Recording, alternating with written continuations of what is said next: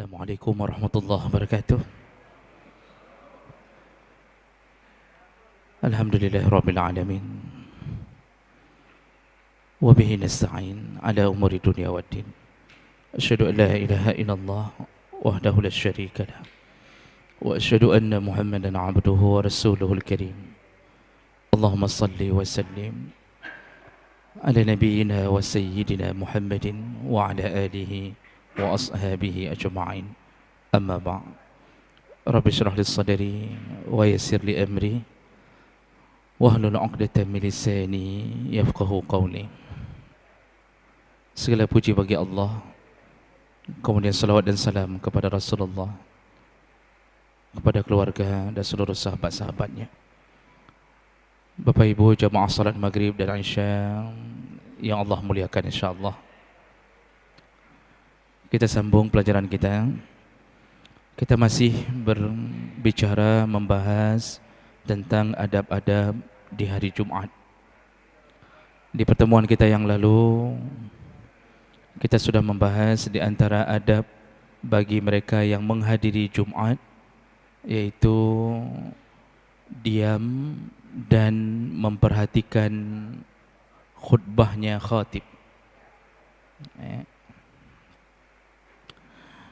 Lalu kemudian adamul lagwi, jangan melakukan perbuatan sia-sia walaupun sedikit. Jangan main HP ketika khutbah sedang berlangsung. Jangan lalai dengan bermain-main ujung baju atau bermain dengan jari jemari ketika khutbah sedang berlangsung, karena itu semua menyebabkan berkurangnya pahala. Baik, kita sambung ada berikutnya, yaitu adamul julus muhtabian.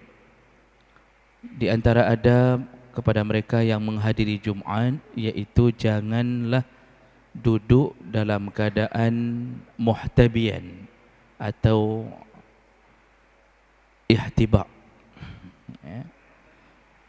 Ini berdasarkan hadis Nabi riwayat Ahmad, Abu Daud, Tirmizi dengan derajat yang hasan. Rasulullah sallallahu alaihi wasallam, hadis ini dari Ibnu Umar, mengatakan Rasulullah sallallahu alaihi wasallam nahan Nabi anil habwah yaumal jum'ah wal imamu yakhtub. Kata Ibnu Umar, Rasulullah melarang duduk dengan model habwah sedangkan imam sedang dalam keadaan berkhutbah. Nah, jadi bahasa imam di sini saya jelaskan kembali, kita sudah jelaskan kemarin. Di masa Rasulullah, Rasulullah lah yang khatib dan juga Rasulullah lah yang menjadi imam. Nah, jadi bahasa imam sebenarnya adalah khatib yang dimaksud.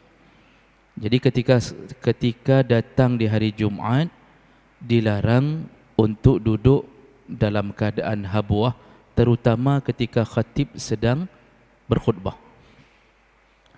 Bagaimana duduk habwah? Huwa ayyajlisal insan ala aliyatihi wa yadummu fakhizai wa saqai ila batni bizira'ai, yaitu duduk mengangkat paha dua-duanya ke depan, jadi lutut terangkat dua-dua, lalu dia peluk lututnya sendiri. Ini biasa dilakukan oleh orang-orang yang lumayan kurus, karena menyukai tembundan air tawali depan. Jadi duduk seperti ini makruh, bukan haram, makruh. Jadi angkat lutut dua-duanya lalu peluk lutut. Nah, ini dilarang dengan keadaan makruh. Kenapa dilarang? Fa innahu yajlibu an-naum, karena duduk seperti itu memancing rasa mengantuk. Wa yafqidul musalli at-tarkiz, akibat daripada mengantuk, orang yang melakukan itu kehilangan fokus untuk mendengarkan khutbah. Dan akibatnya dia tidak mendapatkan apapun daripada materi Jumat. Jadi dinamakan Jum'ah, itu memang hari disuruh berkumpul. Maka tidak diberikan izin untuk mendirikan Jumat dalam satu area, beberapa masjid, agar berkumpul ke satu masjid untuk mendengarkan satu nasihat yang sama. Makanya khatib itu tidak boleh membawa perpecahan. Karena hari itu hari berkumpul, disuruh bawakan persatuan Muslim, bukan membawa pecahan. Jadi materi khutbah itu jangan sampai pulang dari masjid orang berpecah-pecah gara-gara provokasi dari khatib. Nah, termasuk salah satunya menghina-hina satu kelompok, ya, merendahkan satu kelompok, atau terlalu dalam membicarakan masalah khilafiyah tanpa kebijaksanaan ketika mengambil kesimpulan. Nah, biasa orang kalau sudah punya sifat fanatik terlalu dalam, nyan gop sabi salah, kan? Apapun dalilnya tetap salah, yang penting dia benar. Nah, ini dia bawa di hari Jumat sehingga menimbulkan rasa antipati sesama Muslim. Ini tidak dibolehkan. Jadi khatib itu harus bicara masalah menyatukan hati. Makanya Allah satukan semuanya, sekali kumpul semuanya. Jadi jemaah maka Allah dilarang duduk seperti itu. Pertama, memancing rasa mengantuk. Kalau sempat tertidur beneran, maka batallah wudu'nya. Kalau sempat tertidur sambil hilang akalnya, ciri-ciri hilang akal, dia tidak bisa kontrol anggota tubuh, jadi jatuh. Kalau dalam kitab disebutkan ciri-cirinya, dia tertidur tapi jatuh, jadi kepalanya jatuh ke depan, itu sudah hilang wudu. Nah, itu kekurangan pertama orang yang duduk dengan cara begitu. Walaupun tidak ada jaminan bahwa duduk model gaya lain enggak mengantuk, itu enggak ada jaminan. Bisa jadi dengan gaya yang lain pun mengantuk. Ada yang memang datang ke masjid memang untuk mengantuk. Jadi kerja, capek, sudah sampai waktu Jumat, datang ke masjid, cari dinding, langsung hilang. Kita tanya, apa khutbah khatib? Oh, yang penting saya sudah pergi. Jadi ini tidak dibolehkan dalam Jumat.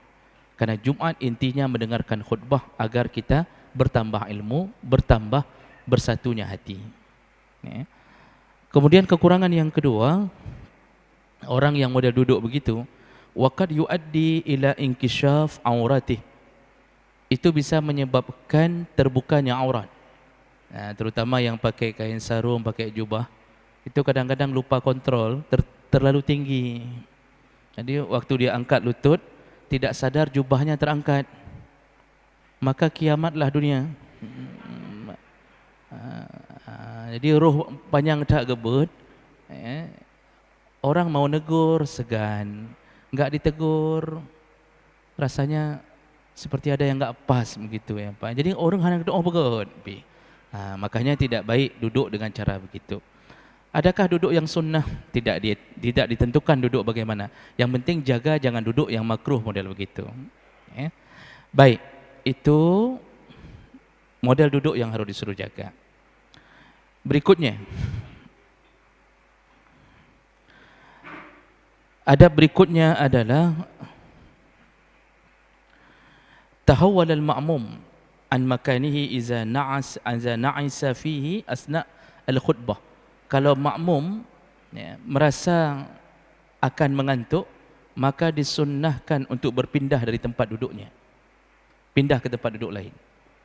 Nah, ini berdasarkan hadis Nabi SAW, riwayat Baihaqi dari Samrah dalam Sahihul Jami'. Rasulullah berkata, "Iza na'isa ahadukum yaumal jum'ah." Kalau engkau merasa mengantuk di hari Jumat, maksudnya yang sudah hadir ke masjid, falyatahawwal ila maq'adi sahibihi, maka berpindahlah ke tempat yang lain atau ke tempat saudaranya. Maksudnya minta roker, minta di roker, Pak boleh duduk sebelah sini. Itu dibolehkan kalau sudah terlalu sempit. Kalau masih luas, masih banyak tempat, cari tempat lain. Jangan di roker dengan orang, karena orang curiga kalau minta roker. Kenapa ni minta ganti? Apakah dia sudah kentut di situ sehingga disuruh saya duduk di situ? Jadi kalau masih ada tempat-tempat yang luas, itu tidak usah minta ganti dengan orang, tapi berpindahlah, kata Nabi sallallahu alaihi wasallam. Waliyatahawwala sahibuhu ila maq'adih, dan saudaranya yang di samping berpindah ke tempatnya. Ini maksud bahasa Nabi, rocker bahasa kita. Jadi jemaah melakukan Allah, apa maksudnya ini? Usahakan kalau mulai ada tanda-tanda mengantuk, hilangkan mengantuk itu. Kalau tidak mungkin berpindah, pindah ngantuk lagi, pindah ngantuk lagi. Berarti bukan masjid yang bermasalah, kita yang bermasalah. Yang masjid katanya, kemanapun kita pindah ngantuk, baru duduk ngantuk, baru duduk ngantuk. Ini cobalah orang yang sering mengantuk ketika ada kebaikan yang sedang terjadi. Orang yang sering mengantuk ketika ada kebaikan, ceramah ngantuk, pengajian ngantuk, khutbah ngantuk, baca Quran ngantuk. Ketika selingkuh enggak ngantuk-ngantuk. Dengar-dengar, pepoh 2 malam dengar-dengar. Bicara di WA dengan selingkuhan terus-terus, enggak ngantuk-ngantuk, subhanallah. Nonton sinetron tidak ngantuk-ngantuk. Tapi asal nama kebaikan, mata sudah mulai meredup. Ada indikasi kita dikuasai syaitan. Apa obatnya? Ruqyah. Kalau sudah terlalu dalam, asal mulai baca Quran, itu sudah mulai mata terus meredup. Itu ciri-ciri kita memang diminta untuk diruqyah. Maka segeralah ruqyah. Karena syaitan telah menguasai kita. Jadi ini model orang-orang yang memang tidak bisa mengendalikan diri lagi. Tapi kalau mengantuknya biasa, cuma sekali-sekali, itu boleh dengan cara berpindah tempat atau berwuduk, keluar wuduk kembali. Kalau sekiranya sudah tidak sanggup tahan lagi. Jadi ini yang perlu kita perhatikan kalau seandainya kita sudah merasa mengantuk. Nah, kemudian adab berikutnya di hari Jumaat, ayyarfa'al imam sautahu bil khutbah. Dan bagi seorang imam yang berkhutbah atau seorang khatib, maka hendaknya yarfa' sautah, angkatlah suara. Ketika khutbah itu lantang suara. Jadi jangan memet, pokoknya suara kecil dengan gaya yang membuat jamaah pun langsung merasa mengantuk begitu dia naik. Itu tidak baik. Khatib itu memang harus suara lantang, khusus hari Jumat. Itu bicara lantang seperti kita lantang ketika sedang ribut dengan istri. Bisa dibayangkan? Ubi binai aja. Itu contoh barang. Dan ini adalah amalan Nabi sallallahu alaihi wasallam. Dalam hadis riwayat Muslim dari Jabir bin Abdullah, derajat sahih. Jabir mengatakan, kana Rasulullah sallallahu alaihi wasallam iza khataba, Rasulullah sallallahu alaihi wasallam kalau berkhutbah, ihmarrat ainahu, maka kami melihat kedua matanya memerah. Rasulullah kalau khutbah Jumat, kedua matanya memerah. Wa ala sautahu, dan suaranya begitu tinggi. Washtadda ghadabahu, seakan-akan emosionalnya muncul. Ghadab itu kemarahan, seakan-akan dia menjadi orang yang marah. Ka'annahu munziru jaish yaqulu sabbahakum wa massakum, seakan-akan dia adalah seorang panglima perang yang sedang memimpin perang ke sana ke sini, kata Rasulullah. Begitulah Jabir menggambarkan cara Rasulullah ketika sedang khutbah, betul-betul seperti panglima perang. Jadi khutbah itu lantang untuk membuat supaya makmum, pertama fokus, yang kedua tidak tertidur. Tapi tentunya didukung oleh materi yang singkat, padat dan menarik. Ini menjadi amalan bagi umat yang dipercayakan menjadi khatib. Kalau kita bicara dalam keadaan lembut waktu khutbah, ini membuat apa? jamaah tertidur. Jadi kita terus khutbah. Ada yang model khutbah kadang-kadang tidak melihat ke jamaah pun. Jadi khutbah mata ke atas, ada yang kadang-kadang mepit-pit mata, tutup sekali, terbuka sekali. Begitu dibuka, enggak ada lagi jamaah di depan. Yang hai ke dengar oleh jamaah ke kedipit teroro. Ya, bisa jadi begitu. Ya. Jadi Bapak Ibu melakukan Allah Subhanahu Wa Taala, ini nasihat bagi khatib, disuruh lantang suara ketika berkhutbah. Kemudian ada berikutnya, antakuna al-khutbah bil-lughah al-arabiyyah. Khutbah itu hendaknya menggunakan bahasa Arab kalau makmumnya orang yang faham bahasa Arab. Nah, ini tentunya yang bisa melakukan ini adalah orang-orang Arab. Ya. Kalau kita khatibnya faham bahasa Arab, makmumnya tidak faham. Atau makmumnya yang faham bahasa Arab, khatibnya tidak faham. Jadi enggak tersampaikan.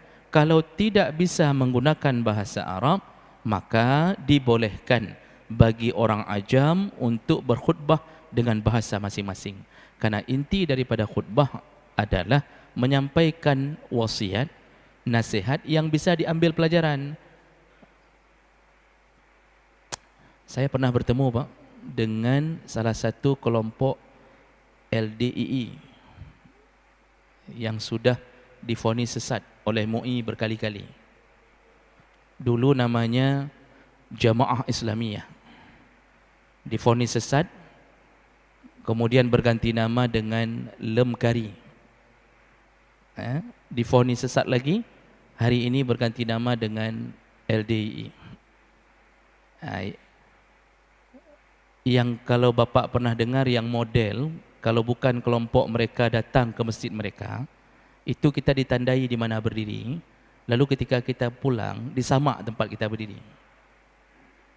Itu kelompok itu, disamak. Saya selalu menasihati orang-orang yang mau ke masjid mereka, tolong kalau ke masjid mereka keliling masjid. Keliling terus satu, keliling, menyoperleh mat, bab bintih, mat mandum, bahi samak masabah masjid tamak. Betul.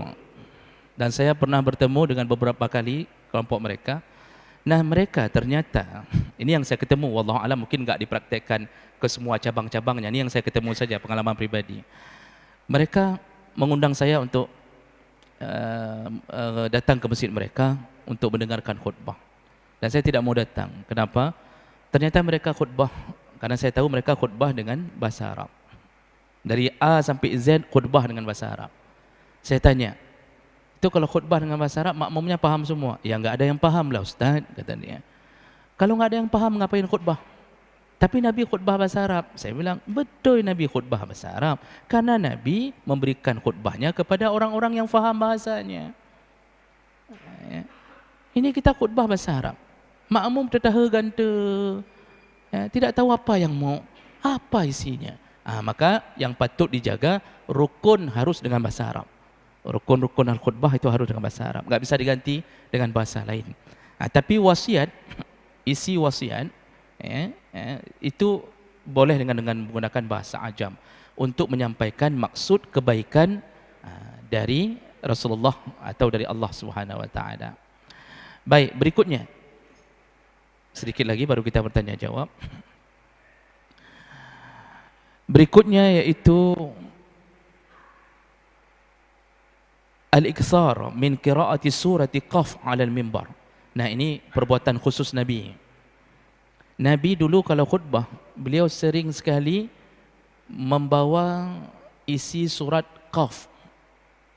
Setiap kali khutbah beliau membawa salah satu isi surat Qaf. Ini berdasarkan keterangan dari Harithah bin Nu'man,